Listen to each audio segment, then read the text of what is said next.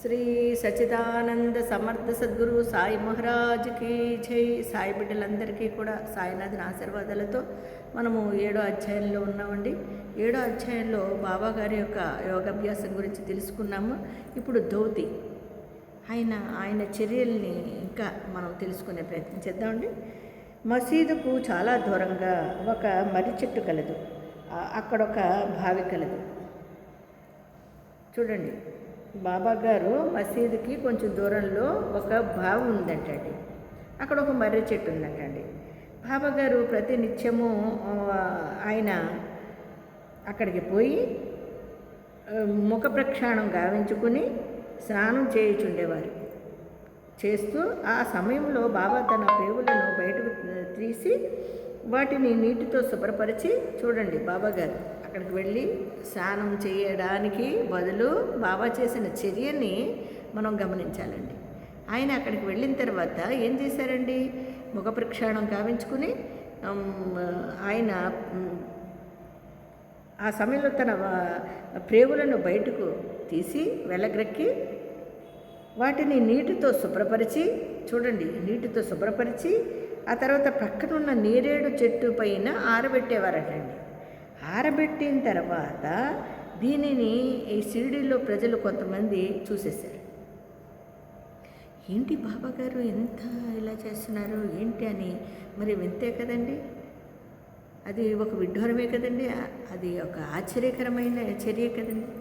దాన్ని చూసిన వాళ్ళు మామూలుగా ఉంటారా అందరికీ చెప్తారు. అలాగే ఆయన 3 అంగుళాలు వెడల్పు 22.5 అడుగులు పొడవు గల ఒక గుడ్డని కడుపులోకి మింగేసేవారటండి. పిమ్మట మళ్ళీ దాన్ని నుంచి తీసేవారటండి. తీసేసి, కానీ బాబా చేసిన ధోతి చాలా విశిష్టమైనది. మామూలుగా గుడ్డను మింగి మళ్ళీ బయటకు తీసి ఆ తర్వాత ఆయన వింత చర్యను చూడండి, అదే ఖండయోగం. బాబా తన శరీర అవయవాలన్నీ వేరు చేసి మసీదునందు వేరువేరు స్థలముల్లో విడిచిపెట్టేవారు. అలాగే ఈ యొక్క ప్రేగులు తీసి ఆరబెట్టుకొని మళ్ళీ గుడ్డను మింగి ఆ గుడ్డను బయటకు తీసి అంతా చేసేవారు. అదొక చర్య. అయితే మళ్ళీ ఖండయోగం అంటే చూడండి, బాబాగారి శరీర అవయవాలలోని వేరువేరుగా చేసేసి మసీదుకి దగ్గరలో వేరువేరు స్థలాల్లో విడిచిపెట్టినట్టుగా ఉండేదటండి. విడిచిపెట్టేవారటండి. అలాగే పెట్టి ఒకనాడు ఒక పెద్ద మనిషి మసీదుకు పోయి బాబా అవయములు వేరువేరు అయిపోయినాయి, ఆ సమయంలో పడిపోయినాయి, బాబాని ఎవరో కూనీ చేసేసారని భయపడుతూ, ఎవరో ఏదో చేసేసారు బాబా గారిని అనుకుని భయపడుతూ పోయి అక్కడ గ్రామస్తులకు ఫిర్యాదు చేశారట. చెయ్యాలి అనుకున్నారు, చేయలేదు, చేద్దామని.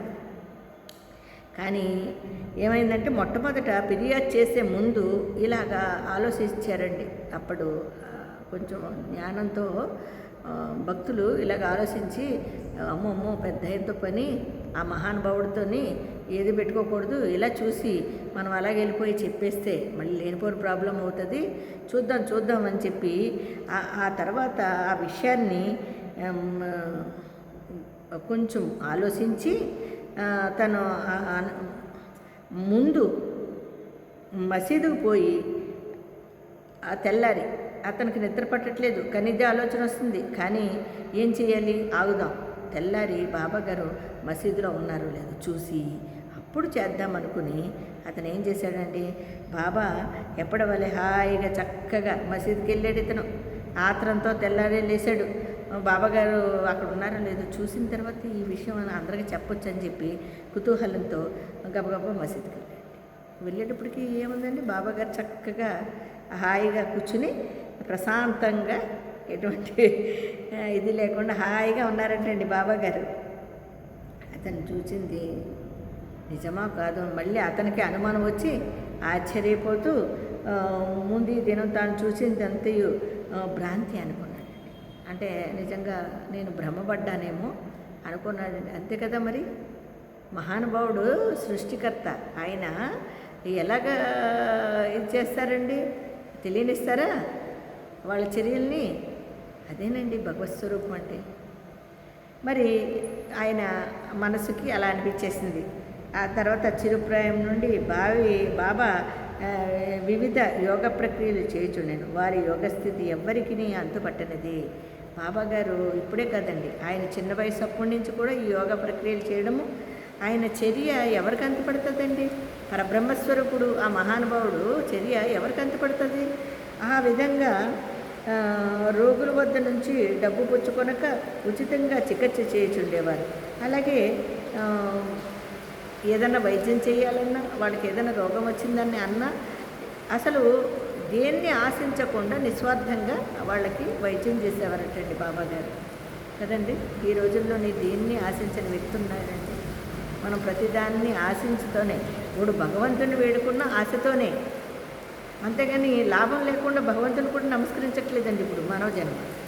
మరి అలాంటి ఇదిలో భగవంతుడు మన కోసం ఎన్ని చేశాడో అని ఆలోచిస్తే మరి ప్రతిదీ ఆయన మన కోసమే కదండి చేశారు. అప్పుడు మనమేం చేయాలండి? నిరంతరం ఆయన్ని ఆత్మలో నిలుపుకోవాలండి. అలా చేస్తూ ఎందరో పేదవాళ్ళు,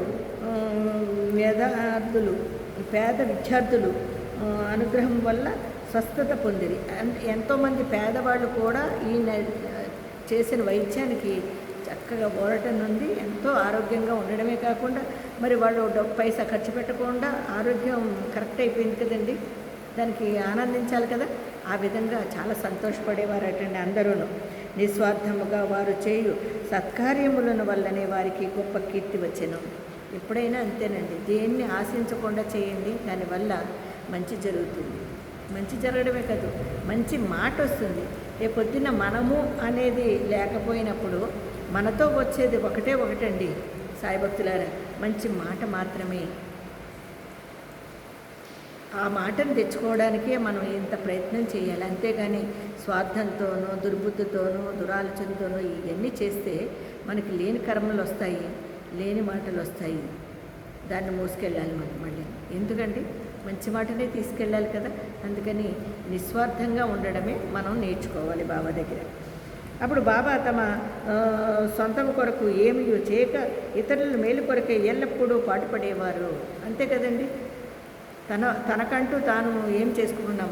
మన కోసం వచ్చిన పరబ్రహ్మస్వరూపుడు అండి. మనకే చేస్తాడైనా, మన బిడ్డలు అనుకుంటూ మన కోసమే తప్పించి, మన కోసమే వచ్చిన పరబ్రహ్మస్వరూపుడు ఆయన కోసం ఏం చేసుకుంటాడంటే మన కోసమే చేస్తాడు. ఒక్కొక్కప్పుడు ఇతరుల వ్యాధిని తమపై వేసుకుని ఆ బాధను తాము కూడా అనుభవించేవారు. చూడండి, బాబాగారు ఎవరికైతే ఒక వ్యాధి వచ్చిన వ్యక్తి మన దగ్గరికి వచ్చినప్పుడు ఏ విధంగా బాధపడతాడో ఆ యొక్క వ్యాధిని బాబాగారు స్వీకరించేవారటండి. ఆ వ్యాధి అతనికి తగ్గిపోయేది. కానీ ఆ తర్వాత బాబాగారు బాధపడి మళ్ళీ ఆయన మహానుభావుడు కదా, ఆయన మళ్ళీ యథావిధిగా ఆరోగ్యవంతులయ్యేవారు. అటువంటి సంఘటన ఒక దానిని ఈ దిగువ పేర్కొన్నాను. దీన్ని బట్టి బాబా యొక్క సర్వజ్ఞత, దయార్థ హృదయము విదితమగును. చూడండి, అలా చేసేవారంట. అందులోని ఒక ఉదాహరణని మనం తెలుసుకున్నాండి. బాబా సర్వాంతర్యామిత్వము, కారుణ్యము. 1910వ సంవత్సరంలో గణత్రయోదశి నాడు, అనగా దీపావళి పండుగ ముందు రోజున బాబా దుని వద్ద కూర్చుండి చలి కాచుకొనుచు దునిలో కట్టెలు వేయుచుండెను. దుని బాగుగా మండుచుండెను. కొంతసేపటికి తరువాత హఠాత్తుగా కట్టెలకు బదులు ఆయన చేతుల్ని దునిలో పెట్టడం జరిగింది. నిశ్చయముగా అలాగే ఉండిపోయారు. దునిలో చేయి పెట్టేసి బాబాగారు దునికి ఎదురుగా కూర్చుని 1910లోనంటండి. దునికి ఎదురుగా కూర్చుని మహానుభావుడు సడన్గా ఉన్నట్టుండే ఆ చేతులు రెండు ఇలా పెట్టేశారంటండి. కట్టెలుగా పెడతామే మనం పొయ్యిలో, ఆ విధంగా దునిలో పెట్టేశారంటండి. ఇది కాలుతున్న కొలిమిలో పెట్టేసి ఆయన ఏమీ పట్టనట్టుగా నిశ్చలంగా ఉన్నారంటండి. మంటకు చేయి కాలిపోయింది. మాధవుడనే నౌకరును మాధవరావు దేశపాండే దీనిని చూసి వెంటనే బాబా వైపుకు పరిగెడి మాధవరావు దేశపాండే బాబా నడుమును గట్టిగా పట్టుకుని బలముగా వెనక్కి లాగిరి. అలాగా అందులో చేయి పెట్టేసి ఆ రెండు చేతులు కట్టిలాగా అలాగే ఉంచేసి ఆయన ఇక్కడ లేరండి, ఆయన స్థితిలో లేరప్పుడు. పరబ్రహ్మస్వరూపుడు. ఏ ఏ పని చేయడానికి పెట్టారో చూద్దామండి. అలాగే ఓ దేవా ఏంటయ్యా ఇలా చేస్తున్నామని వీళ్ళ మాధవరావు దేశపాండే వీళ్ళందరూ కూడా వెనక్కి లాగి చేపడేవాడికి స్పృహలోకి వచ్చారు. బాబాగారు ఇట్లేలా చేసిదిరి బాబా అని అడిగిరి. మీరు ఎందుకు బాబా ఇలా చేశారు అని అడిగితే మరేదో లోకంలో ఉన్న బాబా ఇలా చెప్పారటండి. చూడండి, బాబా బాహ్య స్మృతి తెచ్చుకుని ఇక్కడకు చాలా దూరంలో ఒక కమ్మరి స్త్రీ తన బిడ్డను ఒడిలో ఉంచుకుని కొలిమి నూదుచుండెను. అంతలో ఆమె భర్త పిలిచెను. తన ఒడిలో ఉన్న బిడ్డ సంగతి మరచి లేచండి. లేవగానే ఆ బిడ్డ ఏమైందండి? మండుచున్న కొలిమిలో పడిపోయాడండి బిడ్డ. ఒక కమ్మరి ఏం చేస్తున్నాడండి? కొలిమి చేస్తారు కదండి, అంటే ఇలాగ ఊది ఇనువుని సదును చేయడము, దాన్ని సాగదీయడం చేసేటప్పుడు కొలిమి చేస్తారు. ఆ కొలిమి దగ్గర ఆ స్త్రీ ఏదో ఆలోచనలతో ఉందండి, బిడ్డని ఒళ్ళో పెట్టుకొని. ఈ లోపల భర్త వచ్చి పిలిచగానే ఉలిక్కిపడి లేచేసరికి బిడ్డ ఒడిలో ఉన్న సంగతి మర్చిపోయి ఆ తల్లి లేవడంతోనే ఆ బిడ్డ కొలిమిలో పడబోతాడు. ఈ లోపల సర్వాంతరమైన సద్గురు సాయినాథుల వారు దునికి ఎదురుగా కూర్చోవడము, ఆ చేతుల్ని అడ్డం పెట్టి ఆ బిడ్డని కొలిమిలో పడకుండా కాపాడారండి. ఎక్కడ బాబా గారు, ఎక్కడ కొలిమి? మరి ఆ బిడ్డని అంత దూరంలో ఆయన చేతులు పెట్టి ఆపేరండి, ఆ కొలుములోకి పడకుండా. ఇక్కడ దునిలో చేతులు పెట్టి ఇక్కడ మంటలో పెడితే అక్కడ మంటలో పడకుండా బాబాగారిని ఆపగలిగారండి. బాబాగారు ఆ బిడ్డని కొలుములో పడకుండా. ఎంత విచిత్రం అండి, ఎంత అద్భుతం అండి.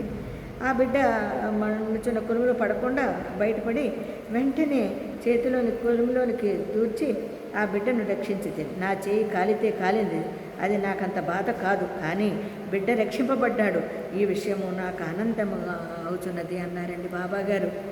ఎంత గొప్ప మహానుభావుడండి. మన కర్మల్ని, మన పాపాలని, మన బిడ్డల్ని, మనల్ని సంరక్షిస్తున్న మన సద్గురు సాయినాథుల వారికి ఎలాగా ఏమిచ్చి రుణం తీర్చుకుంటామండి? మనము ఏమిచ్చి రుణం తీర్చుకుంటామండి? మన హృదయం అనే ఆనంద బాష్పాలని నిరంతరము సమర్పించుకోండి. ఎందుకంటే మనల్ని నిరంతరము ఆనందంగా ఉంచే ఆ మహానుభావుడికి మనం ఇచ్చేది ఏంటో తెలుసండి, అన్నీ ఆయన మనకిస్తున్నాడండి. మనం ఇవ్వగలిగేది మాత్రము హృదయ నివేదన, అదే ఆనంద బాష్పాలని బాబాగారికి సమర్పిద్దామండి. మళ్ళీ రేపు 7వ అధ్యాయంలో మనం కలుసుకుందాము. ఆమె కుష్టి రోగి యొక్క సేవ ఎలా ఉందో మనము రేపు తెలుసుకుందామండి. సాయిరామండి.